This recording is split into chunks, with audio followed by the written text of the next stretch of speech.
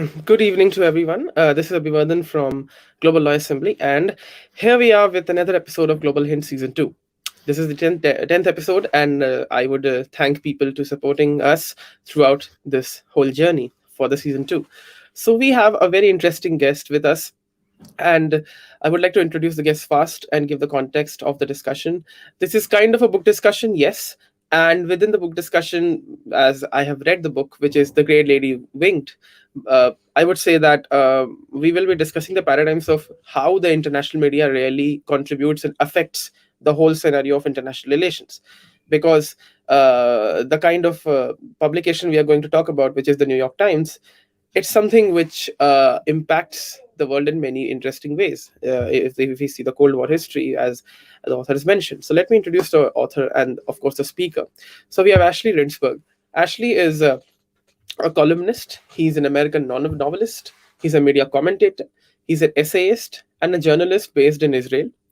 Ashley's most recent book, of course, which we are discussing, The Grey Lady Winged, is an investigation of the New York Times and how their journalists and editors, quote unquote, have covered various international incidents, whether before the Second World War or whether in the Cold War era or whether post the collapse of the Soviet Union. Uh, I think it will be a very interesting discussion to start with. So, Ashley, it would be great if you could give the viewers an insight about the history of the New York Times, how this organization came into being in the United States. Because, like New York Times, we have many organizations like The Economist, Financial Times, and so forth. I can take many names from the Anglo media. And how this organization came into being, because it actually played a very interesting role. If I read your book, I think one of the first chapters was about I think in the Great Depression, how it had a very I would say interesting role. So if you can elaborate about the history of New York Times for the context, I think when then I can ask you further questions. Yeah, the New York Times was initially founded by a man named Henry Raymond, and he ran it as well as he could. And this was in sort of the early to mid 19th century, when the paper was bought by a German Jewish immigrant by the name of Adolf Ochs. And Adolf Ochs really rescued the New York Times from bankruptcy and sort of inspired it and sort of set it on the path that it's on today, and also founded the dynasty that controls the paper to this day. So for 120 years, the family that sort of descended from Ochs has been in control of the newspaper. And through that period, the New York Times has become stronger and stronger. And people often ask me, why is it the case that the Times has become so powerful and so disproportionately powerful? For example, when you look at the number of Pulitzer Prizes the New York Times has won, it's nearly double the number of its second closest competitor, the Washington Post.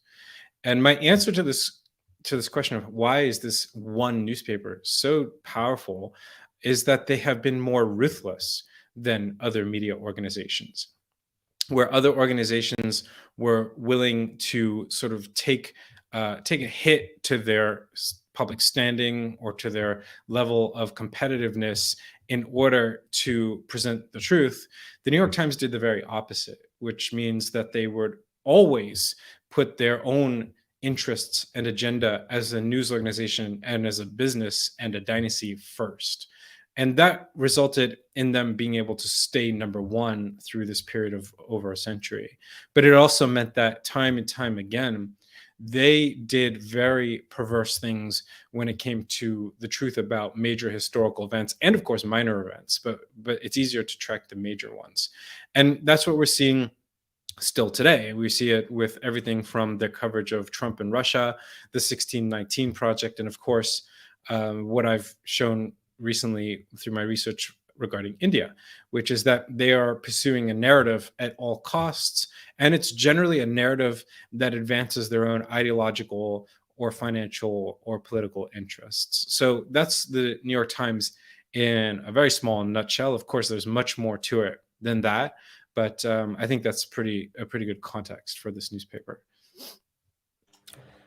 Quite interesting, I would say. So, generally, when a book discussion happens, people read from the beginning. but I am reading from right to left, which is from the conclusion. Because from the conclusion, you have interestingly stated, and let me read it a little bit for the viewers, that the New York Times was built with a very different standard in mind than the one embraced by the creators of the 1619 Project, who look at truth as a malleable substance, a kind of a construct, as you quote unquote. So we will come on India and we will discuss about how New York Times make narratives about India. How does it affect, of course, because it's not that the media organizations do not have any impact on foreign policy and public policy of various countries. So we will come on that. So let us go by examples to examples. So uh, you have written extensively in one of the chapters about Nazi Germany and how they were covered by the New York Times when it comes to the Mhm. Berlin Olympics and the way they were doing so. So, uh, how do you think their coverage has been post Great Depression, which happened in 1928-29? And from there, because we know that the I think the Third Reich, as Hitler calls it, it came in 1933. So, in that particular 10-year era before the Second World War erupted, how Mhm. the NYT did cover the Nazi Germany, particularly because I mean, one example also I can give from one more publication called The Time, which declared Hitler the person of the year. So, so we can give that example of the time as well. But I wish to focus on NYT, of course. So, how do you see it, and what has been your experience in analyzing the history itself? So, if you can elaborate upon that. The early 1930s, starting in, let's say, 1931 through the rest of the decade, were particularly disastrous for the New York Times in terms of their coverage. At the same time, you had in Russia the New York Times' Russia correspondent Walter Duranty covering up the Ukraine famine, which was a deliberate genocide perpetrated by Stalin that resulted in the deaths, or murders, I should say, of between 5 and 7 million people. And Durante, at the instruction of his bosses at the New York Times, denied there was any such thing as a famine going on in the Ukraine when he knew very well and it had admitted to his colleagues that he knew that there was indeed a famine. And this was one of the great scandals of American journalism still today, especially because the New York Times has refused to take responsibility for this. Namely, in the early 2000s, when the Ukrainian American community called on the New York Times to return the Pulitzer Prize won by Durante for his reporting on the Ukraine, or his denial of the Ukraine famine, they actually refused to do so. They cited a desire not to quote unquote airbrush history, and they called his reporting slovenly, when in fact, Walter Duranty was a very astute, highly educated, highly intelligent journalist who knew exactly what was happening, but was doing the bidding of his bosses at the New York Times, and therefore was not solely responsible for the journalistic crime of covering up the famine. And at the same time, starting in the early 1930s and proceeding all through that decade and even into the 1940s, the New York Times was really painting quite a soft picture of Hitler and the Nazis. And this was on almost every major incident, going all the way back, even actually, I would say, to the 1920s, when Hitler started to become a figure on the international scene and questions arose about who this man was and what his intentions were. And again and again and again, the New York Times assured their readers that they had nothing to worry about from this man, that he was in their words, a unselfish patriot, and that he was likely just going to retire to Bavaria once he was out of prison. He was serving a prison term in Germany. And this obviously was not true. But when we see the pattern that would come to pass in the 1930s, which included calling the Nazi Olympics of 1936 the greatest sporting event of all time, and which also considered the Munich Accords, which gave Hitler enough diplomatic cover to proceed with his conquest of Europe. And even right on the eve of World War II, on the outbreak of hostilities, they printed the first day of the war, September 1st, 1939, that Polish guerrillas had invaded German territory and given Hitler justification for his decision to invade Poland, which we all know was a lie, was an act of propaganda. And of course, anyone who was paying any amount of attention through the 1930s would have understood that that was German propaganda. But what was actually the case was that the Berlin bureau of the New York Times was run by a Nazi collaborator named Guido Enderis. And Guido Enderis was really running cover for the Nazis to the extent that they would read his news reports out loud on German news broadcasts, radio broadcasts, without having to alter those reports because they were so favorable to the Nazi regime. So this was a really disturbing pattern, and these were sort of two parallel tracks of malfeasance happening in the 1930s. One with Russia and the Soviets, and the other with the Nazis. And these, of course, were the two great tyrannical regimes of the 20th century. And the New York Times was really carrying water for them in ways that are still today very disturbing, and even more so because they've never held themselves to account. They've never taken full responsibility for what they've done. And in some respects, they've never even acknowledged what they did, including with their German reporting. They've never really come out and showed the public that their reporting, the German bureau in the 1930s was run by a Nazi collaborator. They've let that sort of kind of this wound fester, and we'll come to this point today where we see this pattern has been ingrained for that very reason, where we can have something like the ongoing reporting on India or Israel, for that matter, which is beyond bias, but really is carrying an agenda, and that's what is getting a lot of people very justifiably upset. So, to add to this, I have a question from the chapter where you covered about Fidel Castro and the coverage of the Cuban dictatorship, as we call it, by the New York Times. So, Yep. interestingly, there's a particular paragraph which, intrigued me, which was about a particular journalist who was, if I am pronouncing him right, if I am pronouncing him particularly right, I think he was okay. So I think his name is Matthews. I think you can complete it. Herbert So Matthews, correct. correct, Herbert Matthews. So when he arrived in Cuba, you have written that he himself has had romanticized about Fidel Castro. And while you mentioned that Fidel Castro was not somebody who was going to be a big leader, but somehow because of the coverage of the newspaper, he became one. And somewhere there was, I don't say a collusion, but let's say that there was a common understanding which actually came up, which you've cited, which you've written, which is that it is on page number 95, that by that point the State Department and even the NYT had fully realized and admitted, though never publicly, the extent to which Matthews' articles propelled to the worldwide prominence by their repeated front page placement in the Times had transformed an inexperienced and ill-equipped middle-class student turned rebel into a Cuban dictator. So I found this case quite interesting because it was the beginning of the Cold War. The Cuban Missile Crisis was going to happen in some years, and this was a quite interesting time. How do you see the media's role to, I would say, romanticize, which you have mentioned historical romance of Matthews, but the NYT has done it for many leaders, and since you said India, I don't need to mention who has been romanticized, but in general, this historical romanticization has been done for various kinds of leaders. So, if you can explain through the Cuba chapter which you have covered, as to how this historical romanticization leads to the elevation and leads to that political validation of such kind of people who actually maybe not were going to become leaders but became. So how would you respond on that? Yeah. That kind of romanticization is what allows them to create a compelling narrative where there isn't one, because you're creating a protagonist who's able to tell a story about whatever the subject might be. In this case, it was the liberation of Cuba from a tyrannical regime, and that through Fidel Castro and his socialist agenda, there would be democracy throughout all the land of Cuba for the first time ever.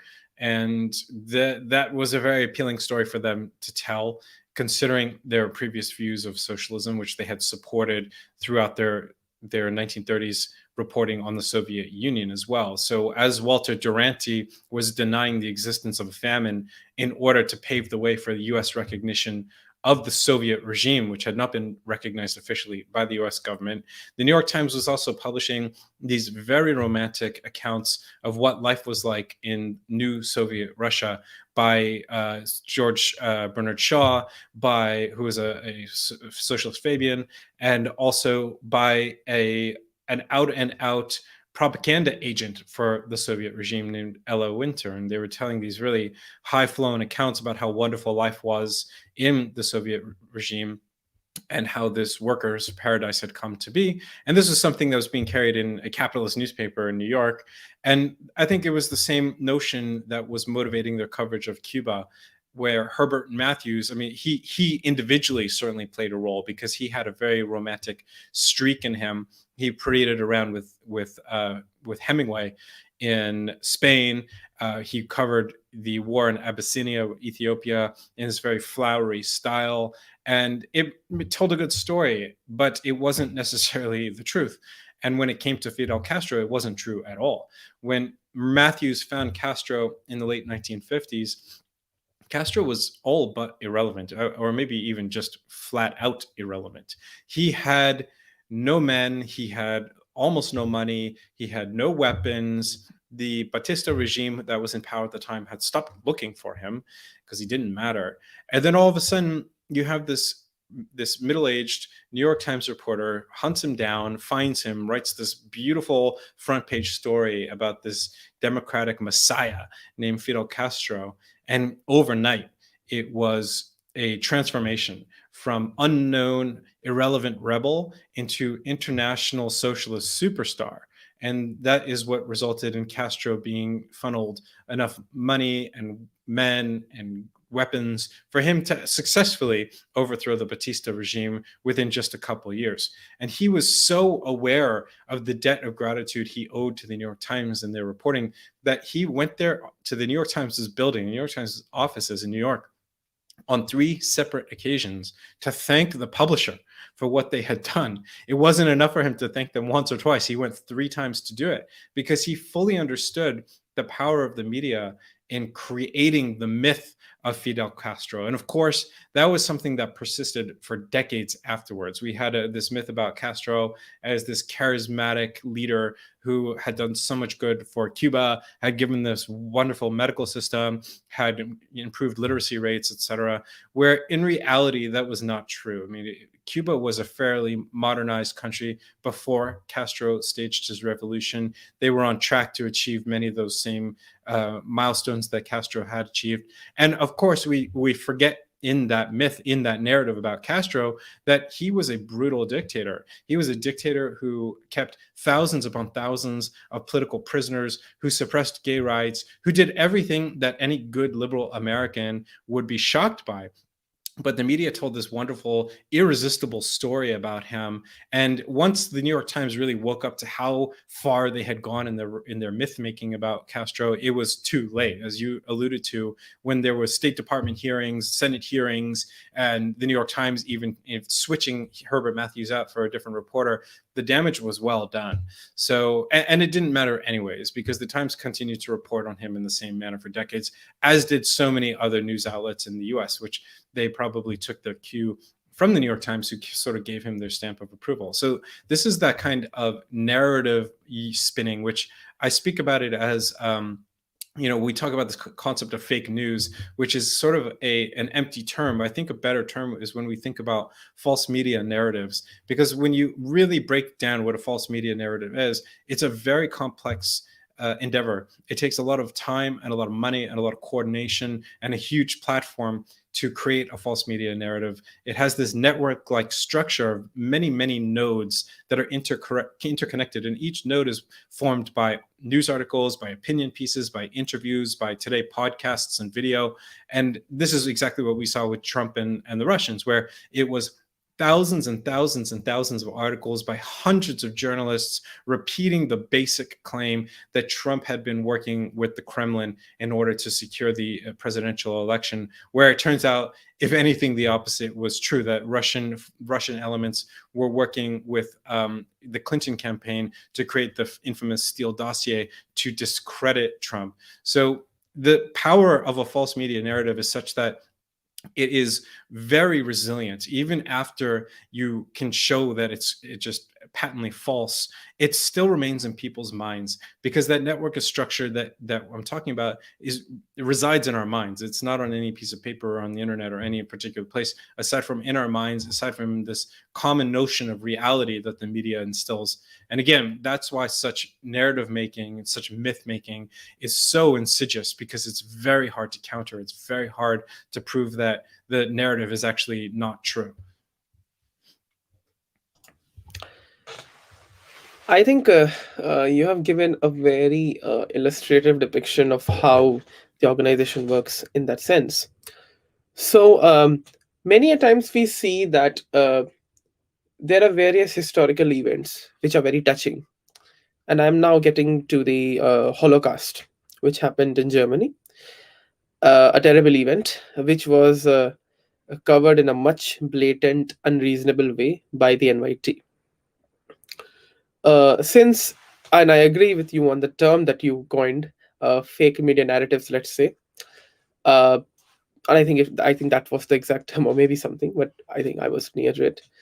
Um, how do you comprehend the way they covered the Holocaust? Because if in future any worse incident happens anywhere in the world, now currently we are in, people might say that we are not in a best time right now, but I think the 21st century is a best time. And that is something which is true, because I think whether it is Matthews or any other journalist that you mentioned, mentioning about them, even discussing about them, would not have been possible in those Cold War times. But we are in a very different era altogether, and I think honest conversations are happening. So if we see the way Holocaust was covered, how was it covered from day one when the incident happened? And because I think, as far as I've read, uh, it was of course a bleaky coverage. It had fabrications. So how do you see their coverage of the Holocaust? And then maybe I'll come on India and more discuss about how they affect, how they create these global outlooks at the end of the day. So yeah.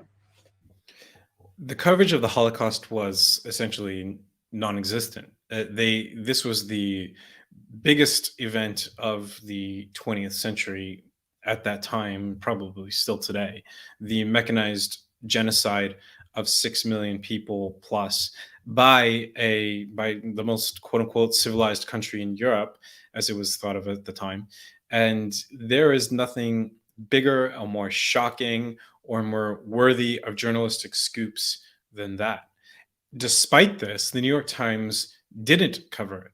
They were, for example, publishing articles about the murder of 600,000 Jews in Europe on page 812 of a daily edition, where on the same day's edition, on the front page, they would have a story about the death of a single man in Iceland. In 6 years, they published six front page stories related to the Holocaust. It was a cover up. The reason it happened is because the New York Times was, as I mentioned before, owned by a Jewish family at the time. They're no longer Jews, but at the time they were. And they were very concerned that the New York Times would be seen as a Jewish newspaper if there was too much coverage of the Holocaust and how it affected the Jews of Europe. And the reason they were so concerned by that is because they were afraid it would affect their bottom line. They were scared that people would no longer buy the newspaper. They would lose credibility and their reputation among Americans who were increasingly anti-Semitic throughout the late 1930s and 1940s.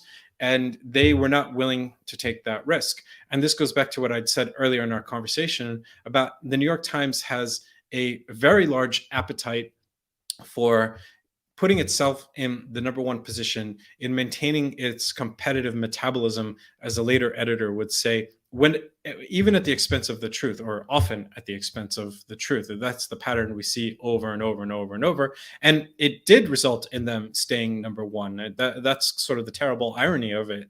But this is how the Holocaust was covered up by the most prominent and powerful and influential newspaper in the United States.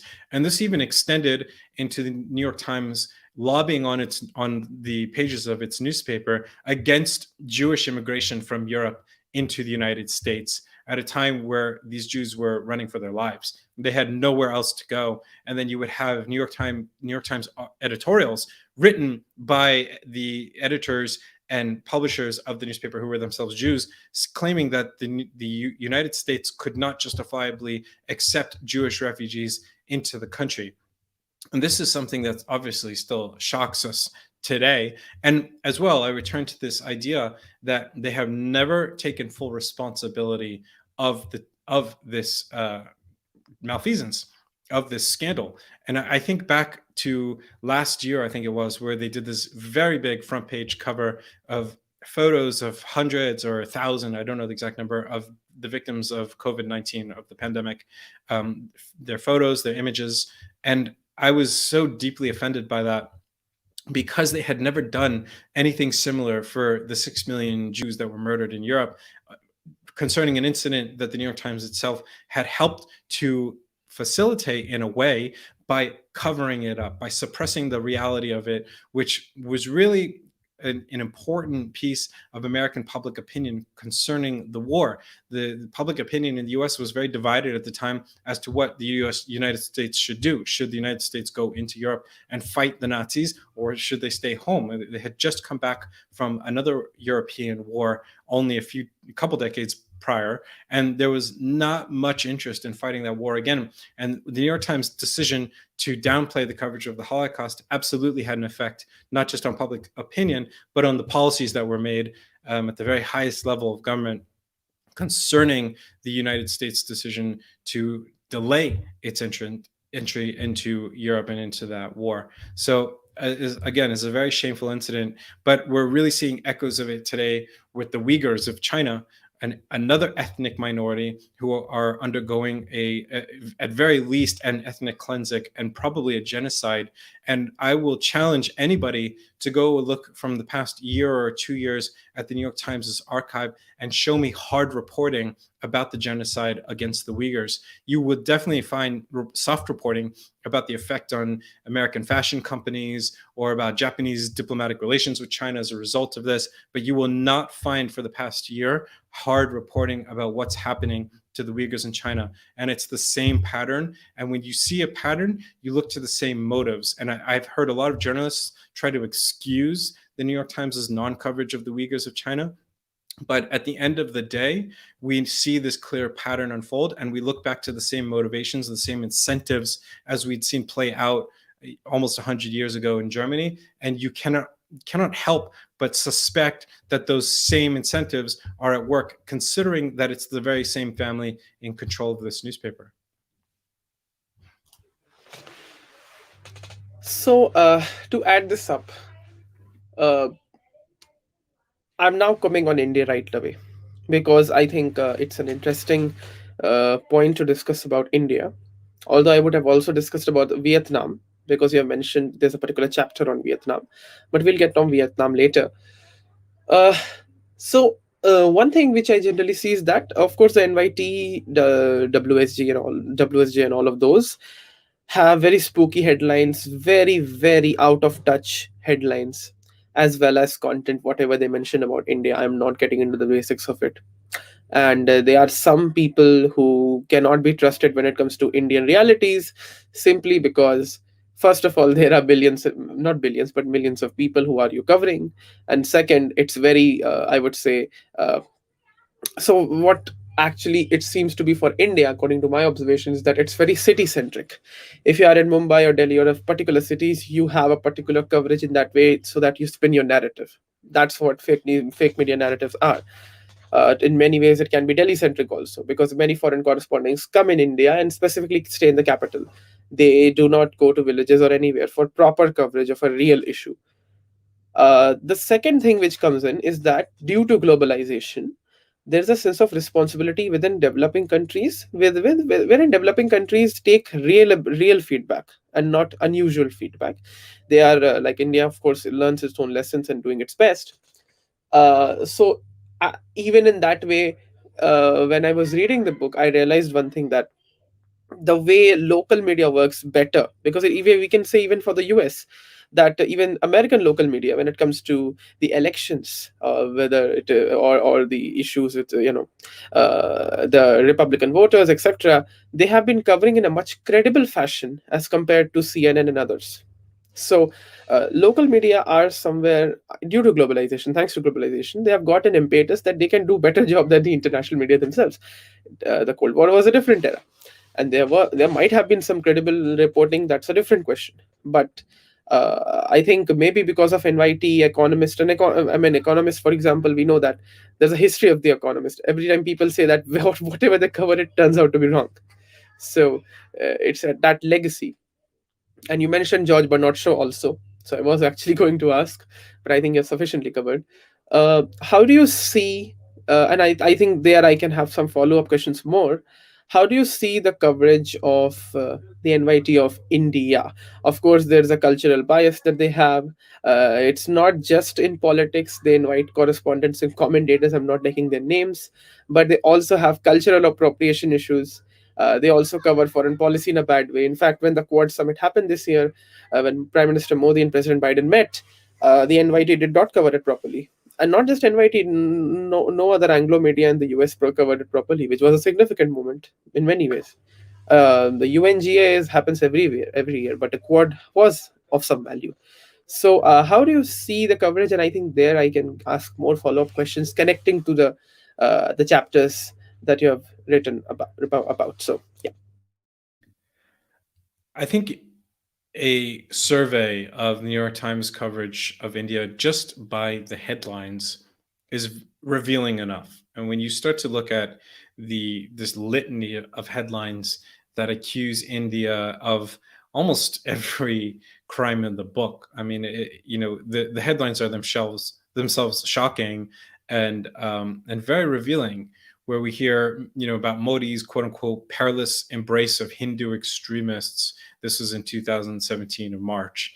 And in a month later, in April of that same year, Hindu cow vigilantes in India beat a Muslim to death.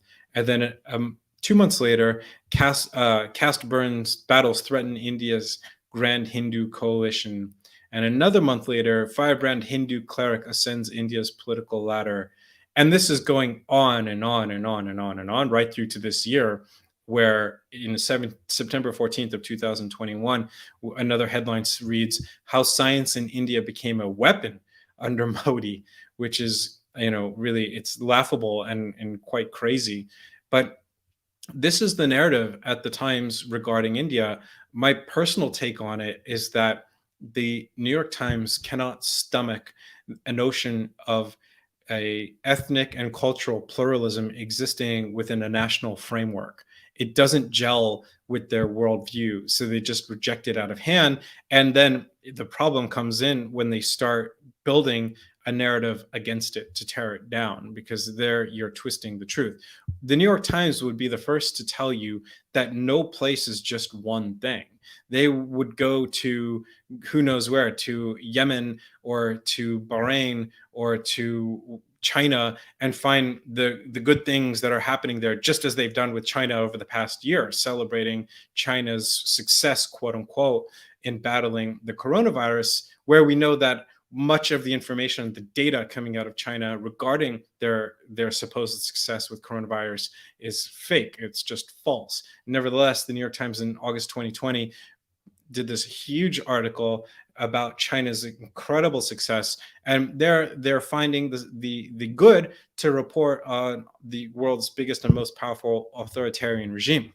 So then you look to India and you say, okay, let's say they want to cover some of these incidents, some of which is news, some of which is not really news. But when they are making a narrative out of it, out of rape as one really flagrant example, and in one article I read about a very, very disturbing phrase, which was India's rampant culture of sexual assault. And I read that, and it was something that I'd heard before. And as anybody else, I'm susceptible to false media narratives. But when I went to look at the statistics regarding rape in India, sexual assault in India, I was absolutely shocked to discover that it's a fraction of what it is in most Western countries, including the United States. So how can a New York Times reporter and all the editors whose hands that phrase had to pass through really justifiably print that there's a rampant culture of sexual assault in India, where there's no data to support that, and the data in fact contradicts it.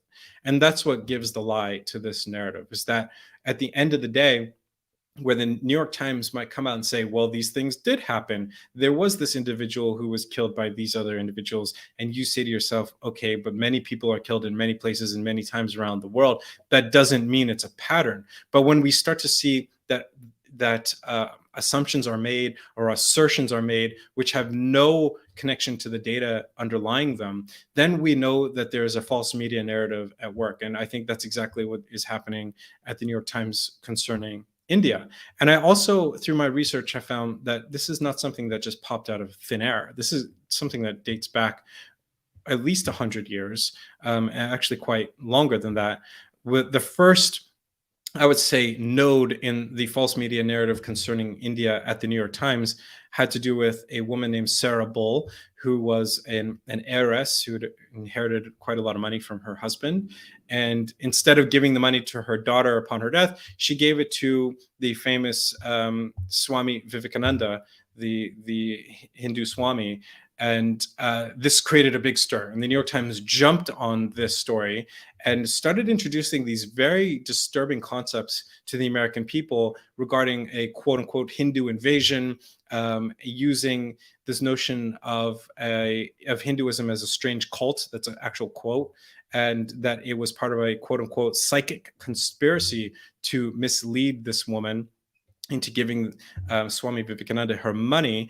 And again, they even went so far as to quote people saying that yogis had poisoned the mind of Sarah Bull and seduced her. So there's all these lurid details of what went on with this woman. And when you look at this and understand that this is something that goes back so far, that we're talking about at this point 110 years, and that it's still continuing today. And not only that, but we see that when the New York Times has committed some sort of grave sin of culture or of morality, and they have addressed it, maybe, as the way they are addressing the way African Americans were treated in America for hundreds of years.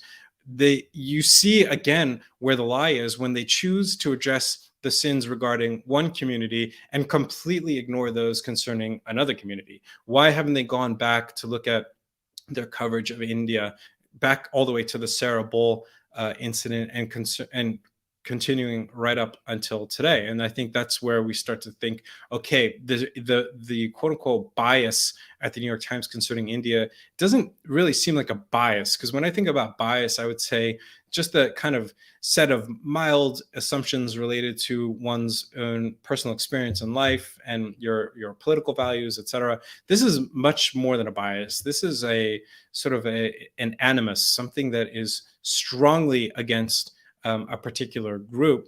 And it's, as I've said it before, it's in the groundwater. It's something that is just part of the subconscious of the newspaper. And I believe that is part of the reason that it continues still to this day. So, as a follow up, I have a simple question. So, since I stated that many journalists and foreign correspondents, they stay in Delhi, they have a limited coverage of things, and then of course you stated very important points that even if it is assumed that yes, there's of course rape etc happening, the point is that the government at least has the data. You do not have even a data observatory or somewhere.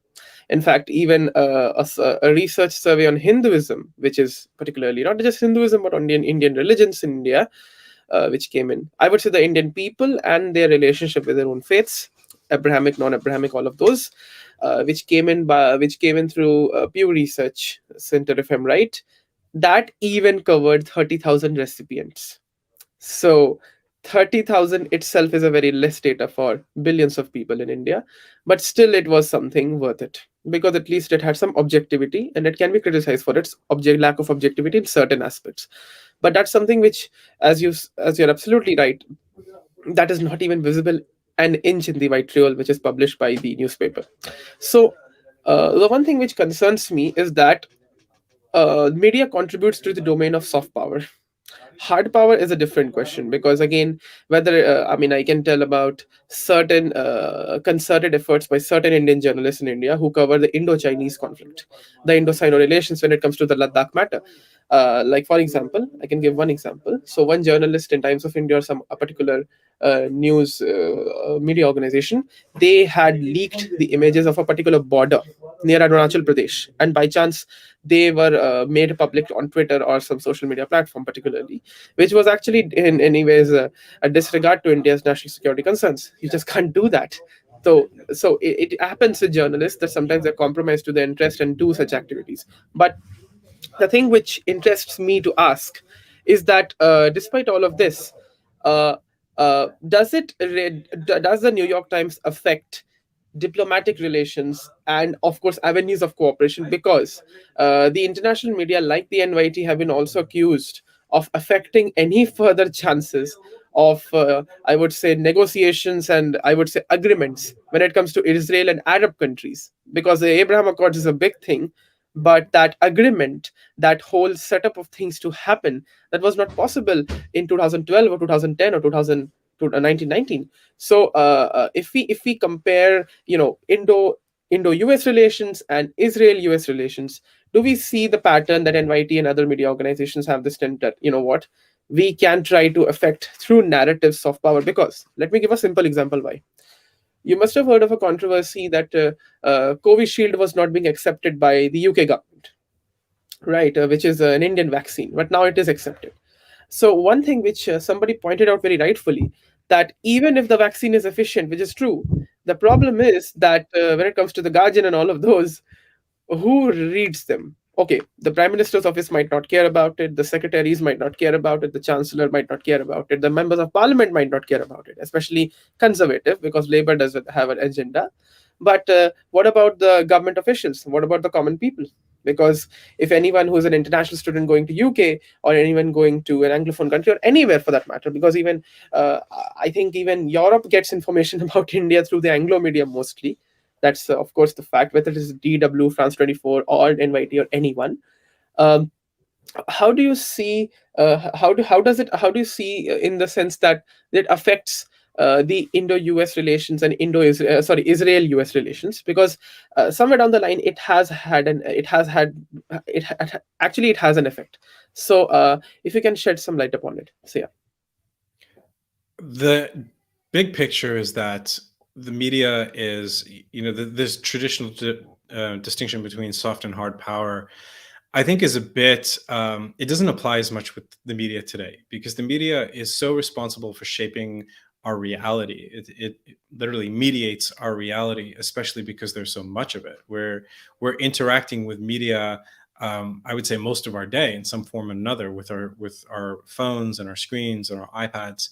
That what it ends up doing is shaping reality as we know it. So whether any individual minister or ministerial assistant is reading a particular article is less important than the greater than the sum of the parts effect, which we have, where another node is introduced into the narrative. In, according to your example, that extra node would be, well, look, not even their COVID vaccines are good enough to keep pace. They don't meet international standards.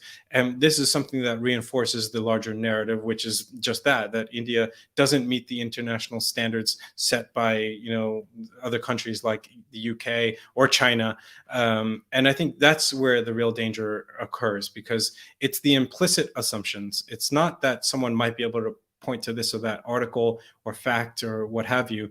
It's the implicit assumptions that are made and constantly reinforced, rather than being told, if you could just imagine the flip side to all the stories that are told about India just in the New York Times. If we were to say, take every story that the New York Times reported about cow vigilantism or rape and make that a story about India's technological prowess or its multicultural attitudes or its thriving street markets, or take any number of things that you, as someone who lives in that country and understand as part of a daily life in India, and then add in that their vaccine, the Indian vaccine, is in fact safe, and you have a narrative of a country that is very different from the one that is being advanced currently in Western media. So I think that is the biggest effect, where you look at relations and you have top level decision making saying, well, who do we want to be aligned with? Do we want to be aligned with the hyper technological,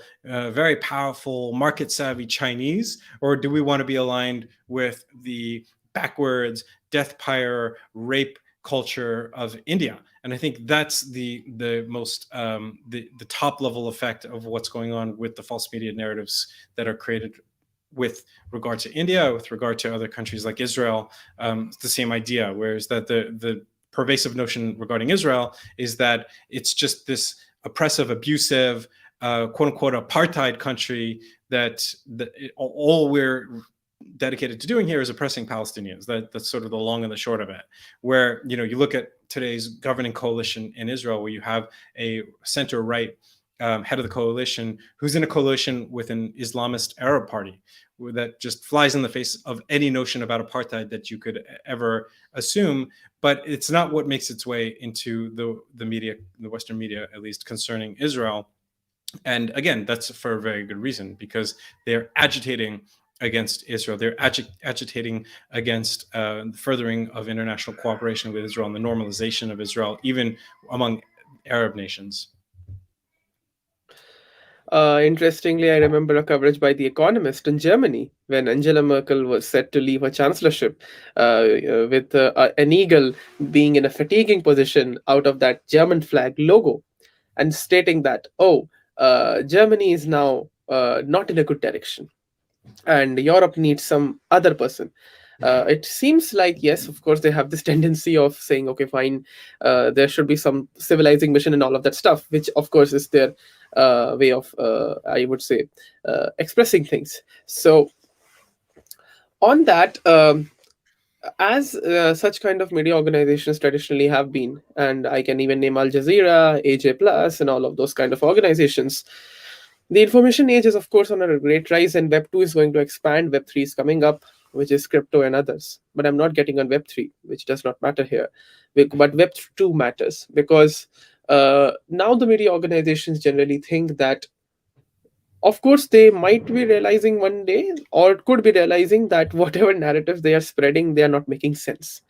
It's just that because of the NYT coverage, there's a sense of, and this is something which I've, after talking to various people privately, is that what they say is that the NYT coverage keeps a sense of alertness, because it's a fear that because of such kind of coverage, there is no chance, there's a least chance for India to gain that strategic autonomy to converge with the US in its own way, because after all, diplomatic ties happen in that way. Any engagement happens in that way. We just don't say, oh, no, no, no, we are just somebody's ally, like a in the semi-colony mentality. We transact with countries, we engage with countries, and we agree and disagree accordingly. So, like, in that sense, uh, the monopoly is, of course, failing, because there are independent media creators, there are independent content creators who are coming up, there are publications which are coming up, which are not just exposing these people, but also starting a new legacy of, I would say, reasonable media, which makes sense at a local level and also connects to the global considerations. Because all of these traditional media organizations in the Anglophone, like, you can follow a thread called Hindu History, Hindoo, and it is Hindu because that is how it used to be pronounced in America, which is by Vishal Ganeshan. So that thread on that account on Twitter covers various interesting issues. How when Hindu Americans, which is basically Hindus coming to America, like after Swami Vivekananda, a very interesting incident was Sarojini Naidu from the Indian National Congress coming to, I would say, the United States, who represented India, and she was, of course, also the first governor of Uttar Pradesh, which is my state. So when she came in, her various forms of identity were being revealed by a particular newspaper. I think it was NYT, or it could have been something, but I read that. I don't have the screenshot right now. but it was NYT or some other newspaper which mentioned her identities like Hindu, Brahmin, woman, and all of that stuff. But the matter was that she was an Indian woman. She was representing India. That's it. Even India was a colony. So, uh, in that sense, how do you see the potential future? How should Indian actors be concerned? Everything can't be done by the government because government has its own compulsions. Sometimes governments engage with media organizations, sometimes they don't engage with media organizations. So how do you see the role of relevant actors in India, not just to debunk them, but also to challenge? Because now a true global thing is happening where independent creators, as I said, independent media and independent content creators are coming up. So, what do you think on that?